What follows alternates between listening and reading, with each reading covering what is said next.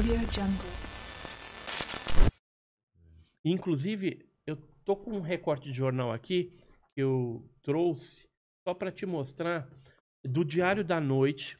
É de 1939, antes da era moderna dos discos voadores. Então, o que que fala a manchete dessa matéria de jornal? Uma luz misteriosa move-se sobre o morro. Isso aí aconteceu em Minas Gerais e São João del Rei, em 1939, no mês de dezembro. E o interessante é que mais de 2.000 pessoas observaram esse fenômeno. Era uma bolinha luminosa que ficava fazendo evoluções como um drone. Ou seja, não tinha drone nessa época. Exato, é isso que eu queria mostrar para você. E como esses, existem vários outros casos que ocorreram antes da era moderna dos discos voadores, que foi a partir de 1947, ou seja, os casos aconteceram antes.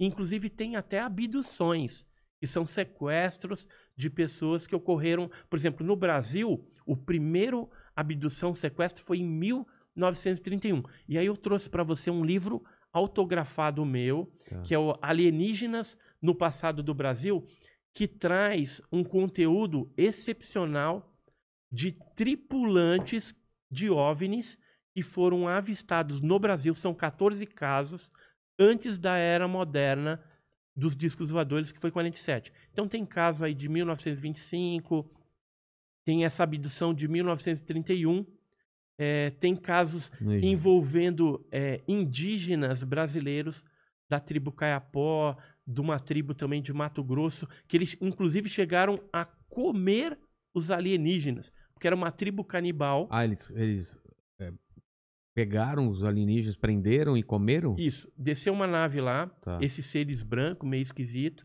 e aí, até aí os indígenas ali do Mato Grosso ficaram convivendo. Mas aí quando esses seres começaram a mexer com as crianças da tribo, eles resolveram conversar lá entre os chefes, né, da tribo, e resolveram matar eles. Como eram canibais, foi tudo pra panela. Isso está descrito em livros norte-americanos de pesquisadores alemães e suíços que estiveram aqui em 1936, quando coletaram esses casos. Então tá tudo aqui, a fonte, direitinho. Quer ver? É bem interessante. Tem até um desenho meio satirizando até essa situação. Cadê Mas tá aqui, ó. Isso saiu onde? Saiu no livro. Deixa eu ver o nome do livro certinho aqui para te falar. Mas aqui? The Best of... Isso. The Best, o melhor da antropologia hoje. Tá. Né? Então tá na página número 164, na parte 5. Então conta essa Cara, história. o desenho que os caras fizeram então, dos alienígenas no caldeirão, dá pra ver aí? Os caras no caldeirão e os caras cozinhando. Então, quem descreveu esse fato foi antropólogos que estiveram aqui no Brasil investigando a tribo indígena.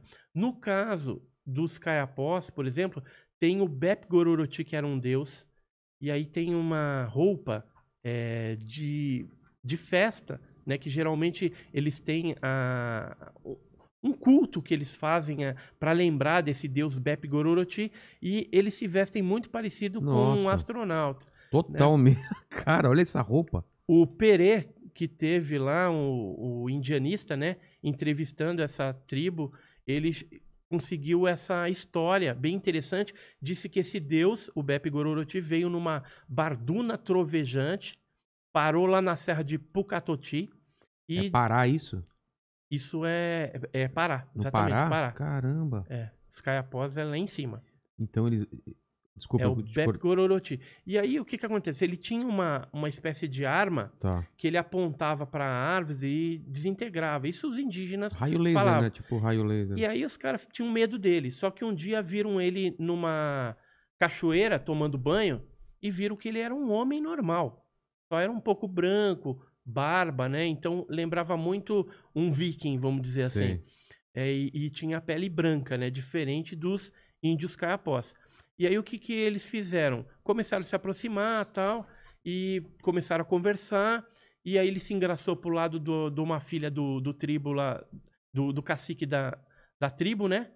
E aí casou com ela, teve um filho. Eles instituíram uma oca no centro da tribo, onde os mais velhos iam lá e é tipo uma escola onde eles falavam das experiências que eles tinham para passar a experiência com isso, com aquilo, né? Sei, sei. E discutir as coisas da tribo, como se fosse uma escola.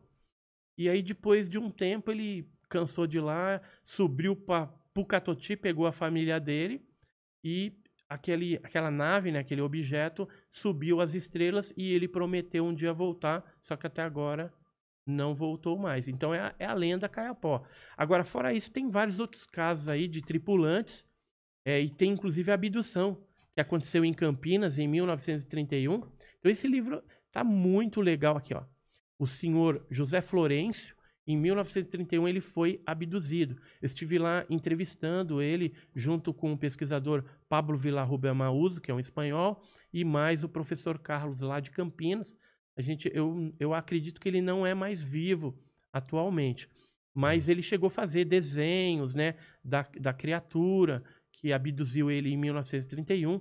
Então, é um caso que comprova que o fenômeno OVNI e os tripulantes eles já aconteciam antes da era moderna dos discos voadores, né? Que é bem conhecido aí, foi o caso Kenneth Arnold, onde em Washington, em Cascade, né, o Monte Cascade, foi visto 9 objetos em forma de pires voador. Por isso que é Flying Saucer, né? Saucer pires e Flying voador. E depois aportuguesou para disco voador, OVNI, UFO, né? É o formato do pires, né? Que não é nem um Pires. disco, uma coisa mais achatada no meio. O platígio voador, né? Mais prato na voador. América, que é o prato voador. Mas